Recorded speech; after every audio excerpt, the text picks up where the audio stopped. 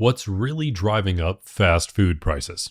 Let's dive in. Welcome to another video about a problem that is driving people absolutely insane. Today, we're talking about fast food pricing. Tell me if this has ever happened to you. You're hanging out with some friend and really craving some quick and easy food. You pull into a place like McDonald's and place a simple order. Let's say 2 Big Macs, box of chicken nuggets, 2 large fries, and 2 drinks. You arrive at the window and the cashier looks at you and says your total is $36. Now, some people would probably eat their meals and move on with their lives, but if you're like me, this interaction might get you thinking, how the was my total $36? Well, Yeah, because it used to be there used to actually be a dollar menu, and that used to be worth something. And even with inflation, the numbers don't make sense anymore. So I'm hoping he dives in pretty deep. if this or something like this has happened to you, you are not alone. I'm here for you. Come here. Come on. Closer. We can get through this together. As a consumer, you have the right to understand why your dollar doesn't stretch as far as it used to. How did fast food, the one thing that was supposed to be affordable, become so expensive? Why did this happen? Who's to blame? What happened to the dollar menu? And what's going on with celebrity meal deals, fast food apps, and more? Let's dive in. I just a brief assumption from my end. There is inflation, there is the rise of some costs, but I think the big deal is that higher ups within these companies want to figure out ways to charge as much as possible because they get the biggest benefits. And I've seen them try to argue that, oh, we are a dining experience and all this BS, when in actuality, you go to these places because they used to be cheap. You're not expecting huge quality from McDonald's and Burger King. You're expecting a fast and cheap meal. And the cheap part is kind of gone away.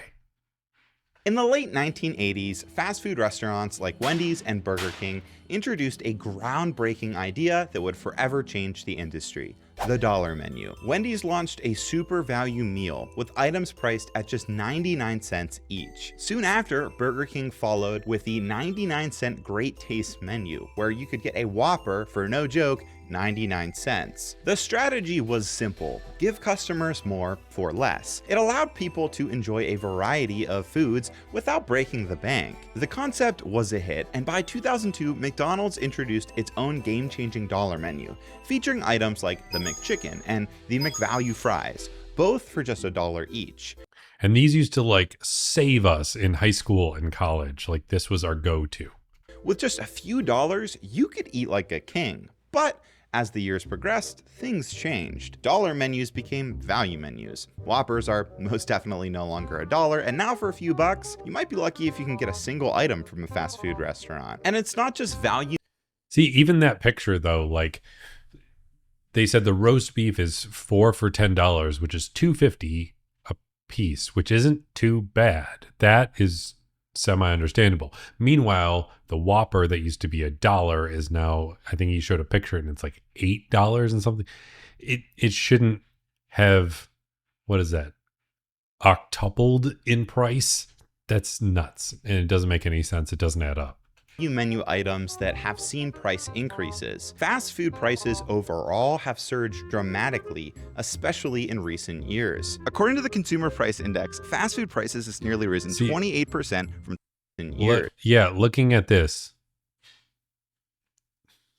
Subway has stayed marginally on track with inflation. That makes sense. Actual inflation, 31%. I like that it's using actual inflation. And it's surprising that Starbucks is staying level with that. But somehow, most fast food has gone up considerably. Chipotle has skyrocketed. Taco Bell has also skyrocketed. But I will argue that Taco Bell's actual quality has gone up insanely since the 2014 that I'm sure that this is originally measuring from.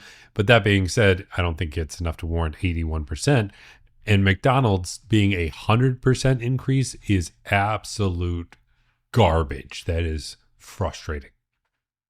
According to the Consumer Price Index, fast food prices has nearly risen 28% from 2019 to 2023. Specifically, McDonald's has increased its prices by more than 100% over the past decade, which is 3 times the rate of inflation. And it's not just a few fast food places. Popeyes, Arby's, and even Burger King have raised prices beyond the point of inflation. If you really want to see a big difference, take a look at this menu from McDonald's in 1999 and compare it to the current menu. Look at this. It's insane.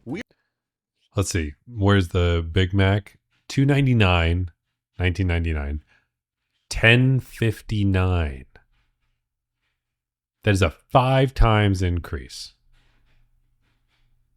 That's nuts. All right. Quarter pounder. Where's the quarter pounder? Quarter pounder with, that's not even with cheese.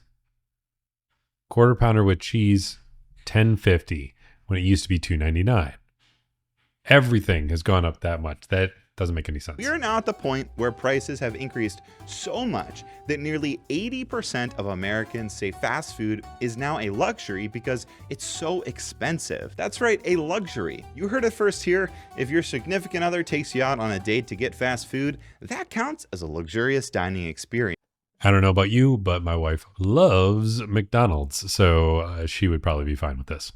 Now, sure, it's common for the prices of consumer goods to increase over time. That's how inflation works. With inflation, the cost of things like raw ingredients and transportation go up. Aside from Arizona iced teas, nearly everything eventually rises in price. But typically, these increases are gradual, nothing this drastic. So why is fast food so much more expensive past the point of inflation? Now, the obvious reason that everyone likes to point to is rising wages. Joining me now is Fat Brand's chairman and founder and former Fat Burger CEO, Andy Wiederhorn. Increasing hourly wages for fast food workers, what kind of an impact has that had on your business? Well, someone's going to pay for it. Prices are going to go up. The wage pressure is going to drive prices up. Burgers go up by 50 cents. The thing is, the heads of the companies are not going to be the ones to pay for it, despite the fact that they get insane bonuses that they did not used to get. So they're the ones costing way more money because their costs are way more than the cost of living or the general increases to the minimum wage. It's the ones at the top that are taking too much of a cut. Or $1, you're going to see pizza go up. It's just expensive. A man named Andrew Wiederhorn, a former Portland business whiz kid, now indicted in California for allegedly taking $47 million out of companies that he controlled. Exactly. He took $47 million. Do you think that $47 million may have had an effect on the price of the burgers? The indictment alleges Wiederhorn and his family used the money for their personal benefit, including private jet travel, vacations, a Rolls-Royce Phantom, other luxury automobiles, jewelry, and even a piano. Well, someone's going to pay for it. Many people argue that rising wages are the factor for driving up prices, but I don't think that fully paints the whole picture. For example, Exactly. McDonald's workers in Denmark make more than $20 an hour, yet their Big Macs, on average, are 3 cents cheaper than in the US. So despite higher wages, their Big Macs actually cost less. If you look hard enough, you can find plenty of these examples across the world, and even in the US, where despite higher wages, prices are the same or lower. On top of all this, there have been many studies that have found that increasing the minimum wage at places like fast food restaurants or even supermarkets doesn't increase prices. The University of Washington completed a study that found despite Seattle's minimum wage hike, it didn't boost supermarket prices. So I don't really think it's fair to blame fast food price increases on rising wages. In fact, I kind of think that's a cop-out. Fast food pricing isn't limited to one variable. I also feel like, it's going to be multiple variables, but I think that it should go up a little bit, just a tiny bit, because people are getting paid more, but it shouldn't be some drastic shift. And those people that make more from minimum wage often do a lot more eating at fast food places because they're working minimum wage jobs. They're usually pretty busy. They don't have as much time to cook. So finding something quick, convenient, and cheap makes more sense. So even they won't be able to afford this kind of cost, which is ridiculous. Multiple things have impacted pricing over the last 5 years, and I feel like I'm going crazy here because almost no one is talking about the other more significant parts of this puzzle, like companies running inefficiently, businesses blowing money on ludicrous things, and massive corporate leadership failure. For example, in 2019, Chris Kazemski became CEO of McDonald's. Unlike many of his predecessors who rose through the company ranks, Chris spent most of his career outside of McDonald's, with roles at Procter & Gamble and PepsiCo, before joining in 2015. This background is quite unconventional for McDonald's, where leadership often comes from within. Typically, McDonald's CEOs have been individuals with a strong understanding of the company's vast network of franchisees, who are essentially individual business owners running their own operations under the McDonald's brand. When Chris took over in 2019, it stirred up controversy. He implemented major changes, including large-scale corporate rebranding and store renovations, which demanded significant capital. These changes, driven by the goal of boosting profits and strengthening the company's position for shareholders. Yeah, McDonald's used to be great about hiring from within. I have friends that used to work at McDonald's and they worked their way up and they became managers very quickly. And they did that by busting their butt.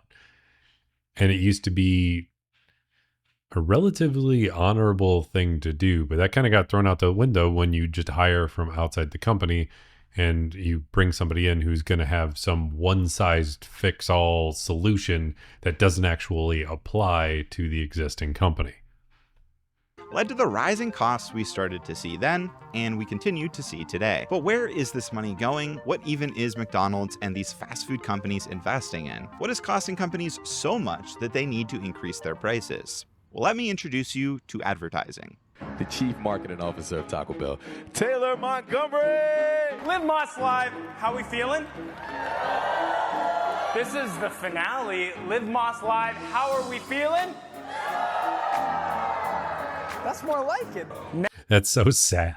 Like nobody actually looks excited to be there. Next week in every single Taco Bell, next Thursday, go get your cheesy chicken crispinata. Oh, it's for real. One more? Behold the Crunch Wrap. That is a Cheez-It inside. He's trying to present this like it's the Apple conference or like some major thing. Like you run a fast food chain, do not try and amp it up like it is the biggest release in the world. Come out with a couple commercials, make people hyped about it, sure. But who's going to be sitting here watching a live release of this? Cut to me like next year watching live releases of these things. 16 times the size of a regular Cheez-It, I present to you the Cheez-It Crunch Wrap.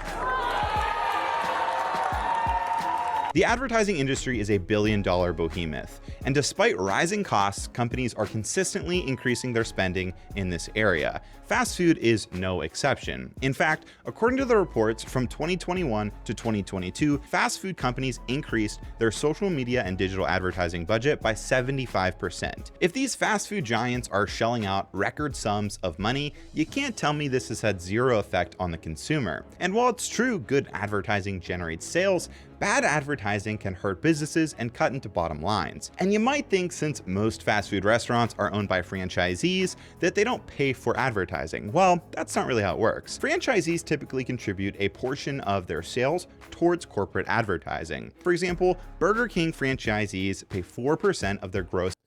Let's see, 4.5% for royalties, 4% for monthly gross, $500 flat per month for building improvements. I wonder how that's actually distributed, because like if I know something's wrong with my building, I just go and fix it. Do I get to take from some sort of stocked up amount, or is that for corporate? BK University training and support materials, $600 annually. Digital app license fee, 30 cents per digital transaction payable monthly. That can add up super fast, especially if somebody's buying like really little stuff. Like you can't charge somebody 99 cents for something and then it costs 30 cents to you, meaning that you're only making 60 cents back on something that might cost you close to that much to make, meaning there's no more dollar menu. Burger King Foundation scholarship, $1,000 per restaurant per year. That shouldn't be a huge deal. The annual fees aren't massive, but the percentage ones and the per transaction ones are insane. Monthly sales for corporate advertising. McDonald's is about the same at about no more than 4%. Even Subway franchisees pay 4.5% towards corporate advertising. Subway franchisees are so screwed more than anybody else because there's almost no restrictions on opening a Subway. So you could have like 3 Subways in a 5-block radius just decimating their own clientele by spreading them all too thin, and therefore nobody's able to make enough money to survive. But that's just because Subway doesn't really do their stuff right. If advertising costs are increasing while not delivering the same expected results, prices will reflect that. Which leads me to this guy. Can we talk about how dumb fast food celebrity meal deals are? From Travis Scott to BTS to Cardi B and J Balvin, the cost of these celebrity endorsements are undoubtedly affecting the average consumer. Don't believe me? Travis Scott admitted in a Forbes 30 Under 30 that he was paid $20 million for his McDonald's special meal endorsement. $20 million. That's actually more than what the McDonald's CEO and chairman makes, which is $19.2 million a year. What's fascinating about these sponsored celebrity meals is this is a recent thing. McDonald's never used to do this. Before 2020, I mean, they used to make deals with like big names, like Pepsi had deals with like Michael Jackson, I believe. I'm pretty sure Michael Jordan has some deals with people, but it wasn't like, I don't think they were that exorbitant. They only ever had one major celebrity combo meal, and it was back in 1992 with Michael Jordan, which was at limited locations in Chicago. But now it seems like every year they're shelling out millions to have some random celebrity combo meal that isn't even a good deal for the consumer. Yeah, and that's the thing is like, it's for a dedicated meal that alone is going to take additional research, branding, so many other expenses behind it beyond what they pay that celebrity directly. Meanwhile, if you have something like a celebrity endorsement, that's a little different because that's just them showing up in some commercials. Consumer. With all the celebrity meal deals McDonald's has done over the last 5 years, this is undoubtedly costing McDonald's millions. Now sure, that's just McDonald's. Not every fast food company is doing this, but many are. And over the last 10 years, McDonald's has had the highest increase in price out of any other fast food company. And now all of a sudden they're giving celebrities millions of dollars for these meal deals? I doubt that that's a coincidence. Chipotle, another brand we are familiar with on this channel, has been in the news for rising prices as well. And sure enough, they have also partnered up with celebrities and even content creators to promote their food with special meals over the last few years. Subway is another great example. Home of the I think it's especially dumb for places like Chipotle. Like, yes, sure, get celebrity endorsements or get them to appear in commercials, but to have them say like, oh, this is the super celebrity meal of God knows who, because I'm not up to speed on who celebrities are famous nowadays, but Chipotle is all about like putting whatever you want in the burrito. So why would I bother caring about what somebody else puts in their burrito? Let them talk about it in a commercial. They don't need like a dedicated meal. That's so stupid. And it sounds like the dedicated meals cost way more money on advertising. The original $5 footlong, they spend a boatload of money on celebrity endorsements. And guess what? They just called an emergency meeting as there are reports their sales are plummeting. Here's an idea. Well, that's also because Subway's quality is not great. And I've never really like craved a Subway sandwich. I just used to go there because they had $5 footlongs. Stop paying celebrities millions of dollars and use those millions to offset the cost of your food. Yes, from a business standpoint, a good advertisement can definitely pay off. However, from a consumer standpoint, I'd much rather get my food cheaper, even slightly cheaper, than get a special sauce from Sweetie. But it's not just record high advertising increase. Not to mention, unless you are like of a very specific age group that they are targeting and of a specific group of people, nobody cares about those celebrities. Like, yeah, they might be like, oh, well, we want more of this specific demographic, so that's why we're getting BTS.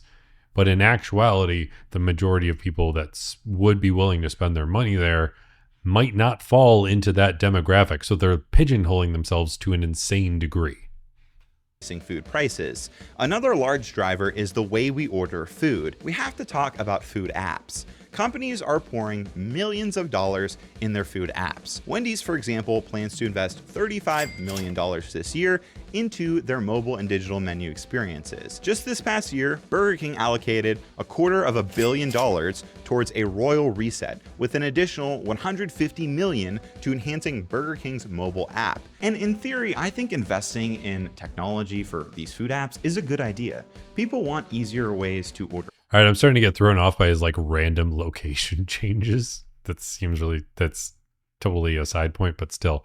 And yeah, companies waste a lot of money on certain tech that they do not need to be. But that being said, like, it is convenient sometimes to have the app, but you should never ever be ordering McDonald's from like Uber Eats or DoorDash or any of those, because that takes what is already becoming less and less affordable and just skyrocketing it with fees. Food, organize their coupons, and have cool reward point systems. However, we can't deny that it's coming at a cost. And I think this would be a fair trade if it was actually a fair trade. But is it just me, or do most of these apps blow? McDonald's, for example, says they are investing hundreds of millions of dollars in their app and digital marketing services to win back customers, announcing they're offering a $5 meal deal like the good old days. Well, guess what? If you're ordering food for you and your girlfriend, you're screwed because you can only use one coupon at a time. Go on a Friday and you want to get those free fries that they're always advertising. Sorry, you can't get the meal deal now. And just like before, it's not just McDonald's. Most food apps try to present themselves as this massive place to... Well, this is also because everybody tries to gamify the system now. Like they had that thing with Chipotle where if you ordered a whole bunch of sides for like a taco or something, you could wind up building out your own burrito for a couple bucks, when in actuality you would pay 5 times as much for an actual burrito. And they had to patch that very quickly because they were starting to lose some money. But they're just trying to make sure that people don't gamify the system.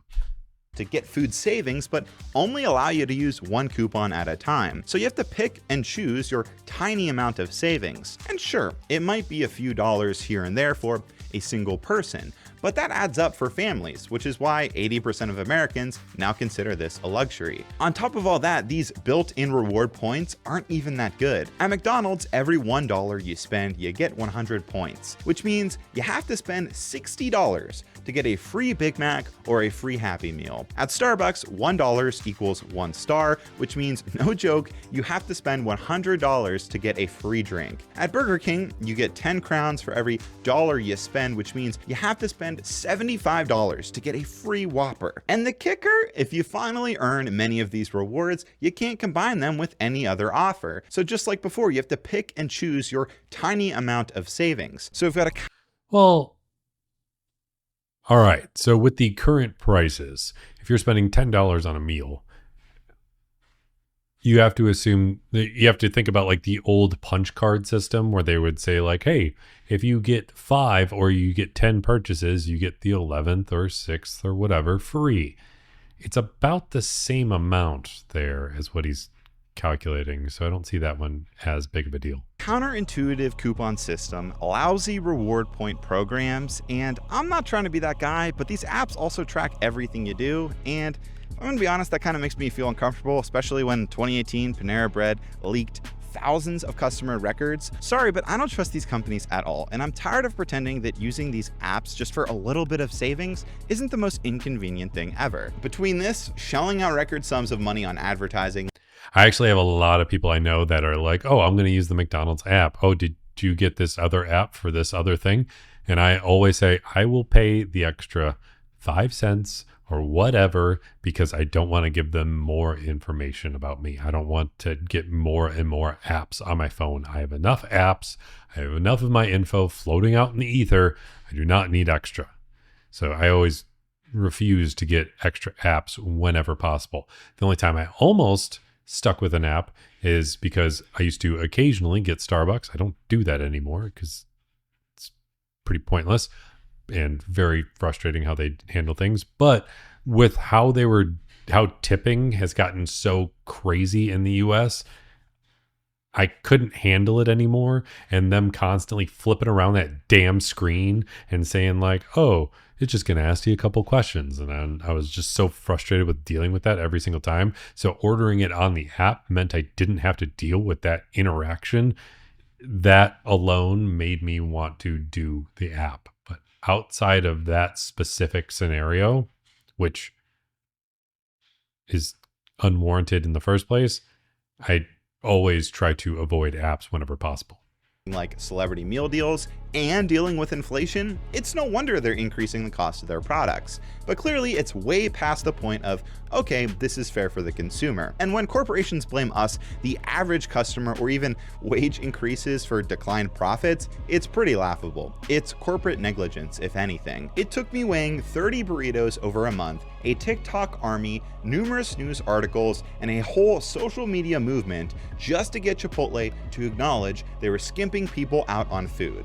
I don't want to hear any brand blaming customers or consumers for their failures. If you can't provide a good and consistent product at a reasonable price point, then sorry, but I'm going to think twice about giving you my business. And clearly, I'm not alone. There are plenty of others skipping out on these businesses, and it's actually leading to change. McDonald's sales fell globally for the first time in more than 3 years last month. And as I mentioned, Subway recently had an emergency meeting about their sharp decline in sales. Interestingly, some fast food and fast casual restaurants are actually using this as an opportunity. Some companies are listening to consumer complaints and lowering their prices. Chili's.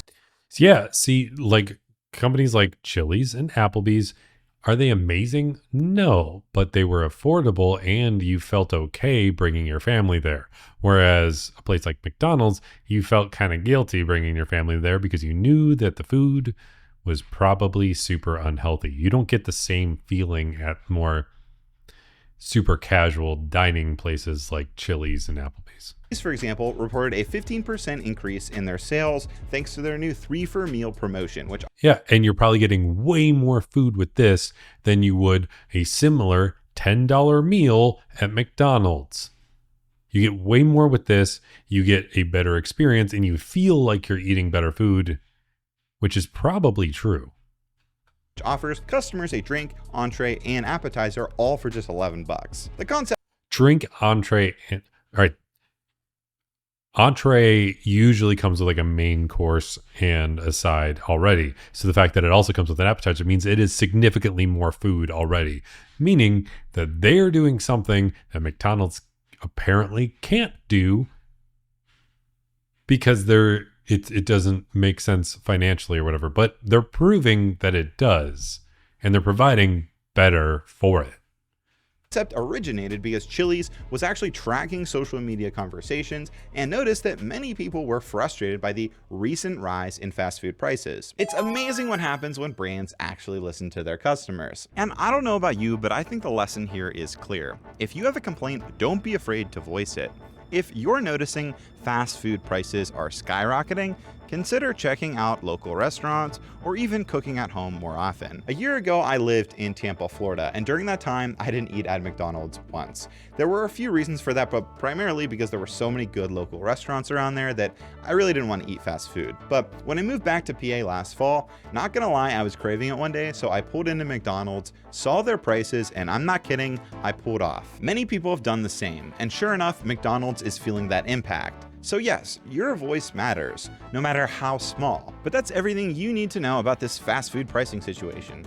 Hopefully I was able to shine a light on everything. Of course, I'd love to know your thoughts. I really try and read all the comments down below, so please make sure to leave them. And yeah, thank you guys so much for watching. As always, I'll see you next time. So I like this guy. It seemed like a deep dive, but I feel like So this is Zachary Smeagol. Smeagol? All right. And I'll put a link down in the description, but I think he didn't emphasize enough how much is going to upper level management and how much is going to like C levels, and the amount of bonuses that they get is absolutely staggering. But the amount that marketing has increased, I did not know that.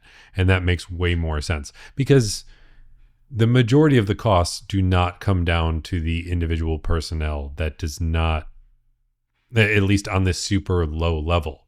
Once you get to the corporate level, that's going to start adding up way, way faster because one person can wind up being the equivalent of 3 or 4 minimum wage people as far as a cost.